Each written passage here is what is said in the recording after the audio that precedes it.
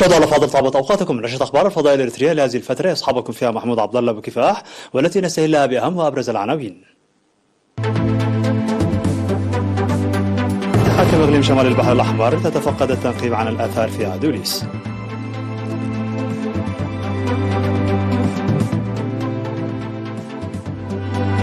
إرساء مشروع مياه في مأدو.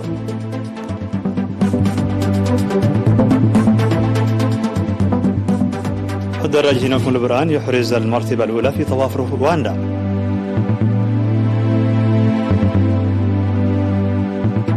بوركينا فاسو تعلن رسميا انتهاء عمل القوات الفرنسية على أراضيها. وروسيا تعلق مشاركتها في معاهدة نيو ستارت. 6 قتلى ومئات الجرحى بزلزالي هاتاي الجديدين.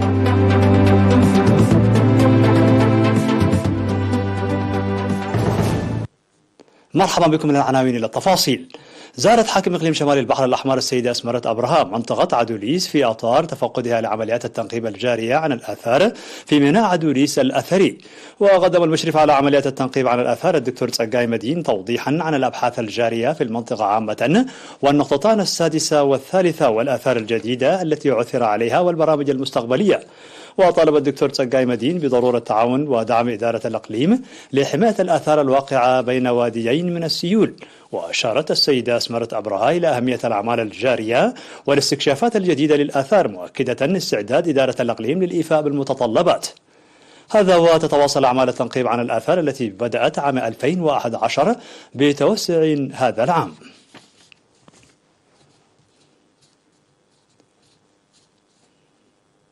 أرسي مشروع مياه في مأدو بمديرية ابن حيلي بكلفة بلغت أكثر من 2.2 مليون نغفة، ويشمل مشروع المياه الذي يعمل بالطاقة الشمسية خزان مياه و3 نقاط توزيع وخط أنبوب مياه إلى المدرسة. وأفادت لجنة مياه القرية تأمين المياه للسكان بالمشروع، ودعا مسؤول الإدارة والمالية في المديرية سيد كدان تخل مريم السكان للعناية بالمشروع بقدر مساهمتهم في إرسائه.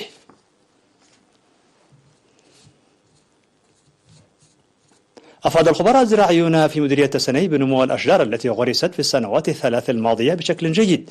وأوضح خبير الأشجار السيد عبد اسماعيل عن قرص مختلف أنواع الأشجار التي تلائم مناخ وتربة المديرية، ودعا للاهتمام بالأشجار المغروسة ورعايتها جيدا، مشيدا بقرص شتول الأشجار في معسكرات الجيش. كما حث الجهات المعنية لإقامة مشتل في المديرية والدفع بأنشطة التشجير وحماية الأشجار التي نمت من المواشي. عقد مدير مديريتي الدخالة وسجنية اجتماعات لتقييم البرامج التنموية المنفذة عام 2022. وفي الاجتماع الذي عقد بمدينة الدخالة أوضح مدير المديرية السيد عند مسقلة حنوم القيام بجهود لحل مشكلة مياه مدينة الدخالة وبناء مدرسة كساد عكا وإصحاح بيئة 6 غرة وصيانة طريق الدخالة، بالإضافة إلى القيام بأنشطة حماية التربة والمياه. كما أشار إلى قيام السكان بمبادرات طوعية لحصاد مزارع 3617 أسرة شهيد. ودعا الاجتماع للاهتمام بحل مشكلة المياه في القرى وصيانة طريق دعرو كنعت بالدعم الآلي والإسراع بتوزيع أراضي الطيسة في القرى. وفي سجنيته أوضح مدير المديرية السيد عبد القادر حاج علي لدى لقاء سكان 18 ضاحية الأنشطة التنموية المنفذة. كما أشار إلى تقديم الشعب لأكثر من 1,200,000 نقفة نقدا ودعم عيني يقدر بأكثر من 889,000 نقفة لدعم برامج التصدي. قام سكان مديرية حلحل بنفير شعبي لصيانة طريق حلحل قبيل أبو الممهد وتوسيعه. وأوضح مدير ضاحية قبيل أبو السيد عبد الله عثمان بأن الطريق الذي تكثر فيه المنحدرات والبالغ طوله 18 كيلومتر قد تم اختصاره ب5 كيلومترات بعد الدراسات التي أجريت. وأوضح المشاركون في النفير بأن ضاحية قبيل أبو كانت محرومة من الخدمات لعدم وجود طريق سالك، مطالبين بتخصيص سيارة إسعاف بعد حل مشكلة الطريق.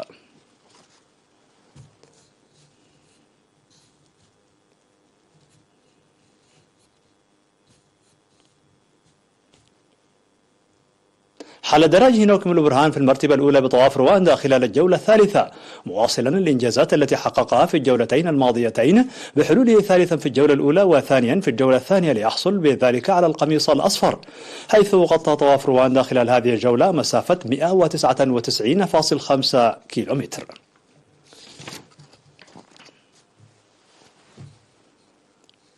مشاهدينا الأفاضل، كانت هذه الأخبار الداخلية. فاصل قصير ونوفيكم بالأخبار العالمية، ابقوا معنا.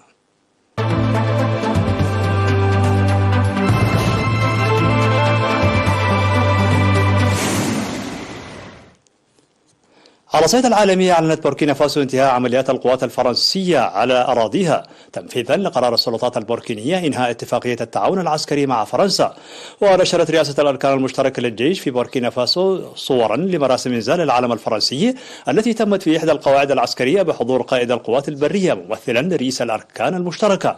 وذكر بيان للجيش البوركيني أن الطرفين اتفقا على جدول زمني محدد بشأن إخراج الآليات والمعدات اللوجستية الفرنسية من بوركينا فاسو.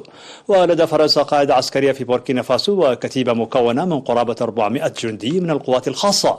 ومنذ عام 2015 يشهد هذا البلد الإفريقي هجمات متصاعدة لجماعات مسلحة تسببت في مقتل الآلاف ونزوح ما يقرب من 2,000,000 شخص.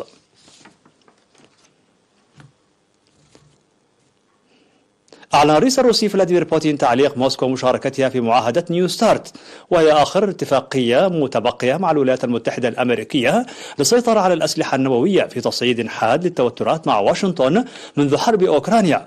وفي خطابه عن حالة الأمة قال بوتين أيضا أن على روسيا أن تقف على أهبة الاستعداد لاستئناف تجارب الأسلحة النووية إذا قامت الولايات المتحدة بذلك، وهي خطوة من شأن إنهاء الحظر العالمي على تجارب الأسلحة النووية الساري منذ أيام الحرب الباردة. وفي تفسيره لقراره بتعليق مشاركة روسيا في معاهدة نيو ستارت، اتهم بوتين واشنطن وحلفائها في حلف شمال الأطلسي الناتو بالإعلان صراحة عن هدف إلحاق الهزيمة بروسيا في أوكرانيا. وبعيد انتهاء بوتين، أعلن في روسيا أن وزارة الخارجية الروسية استدعت السفير الأمريكي لدى موسكو لين ترايسي بشأن ما وصفته بالمسار العدواني المتزايد لواشنطن، متهمة إياها بتوسيع انخراطها في الصراع الأوكراني.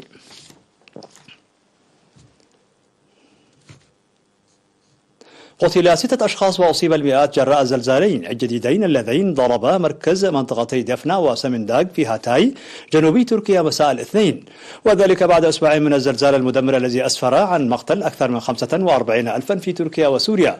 وبلغت شدة الزلزال الجديد الذي وقع على عمق 10 كيلومترات 6.4 درجة على مقياس ريختر، وأعقبته 90 هزة ارتدادية إحداها بقوة 5.8 درجة. وامتد تأثير الزلزال إلى الشمال السوري في حين شعر به سكان لبنان وقبرص وفلسطين والأردن. من جهتها قالت إدارة الكوارث والطوارئ التركية أن سكان مدن هاتاي وقازي عنتاب ومرسين وأضنا وأنطاليا وكهرمان مرعش شعروا بالزلزال، وشهد مواطنو مدن عدة ينزلون إلى الشوارع خوفا من تضرر المباني من آثار الزلزالين. هذا وقد ألحق الزلزال أضرارا ببعض الطرق والجسور في مركز الولاية وأطرافها.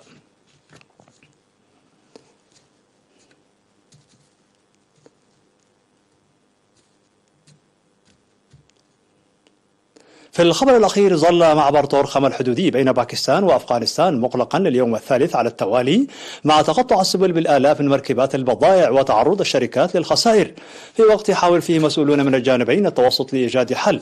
وأغلقت سلطات حكومة طالبان الأفغانية المعبر الحدودي الرئيسي بين البلدين أمام حركة التجارة والمسافرين. وقال مدير غرفة التجارة والصناعة المشتركة بين البلدين ضياء الحق سهر هادي أن إغلاق المعبر الحدودي بين باكستان وأفغانستان يتسبب في خسائر للتجار بالبلدين. وأضاف أن ما يصل إلى 6,000 شاحنة محملة بالبضائع عالقة على الجانبين منذ الأحد الماضي.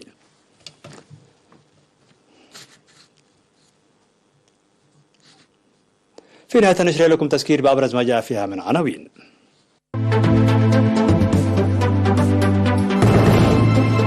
تتفقد الترقيب عن الآثار في عدوليس.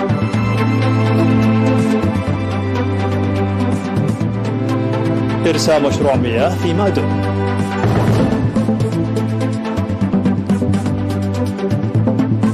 الدراج هنوك من برهان يحرز المرتبة الأولى في طواف رواندا.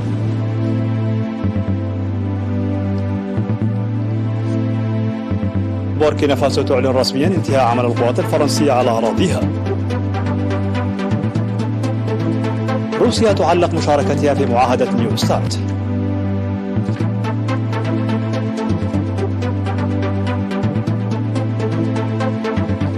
ستة قتلى و100 الجرحى بزلزالي هاتاي الجديدين.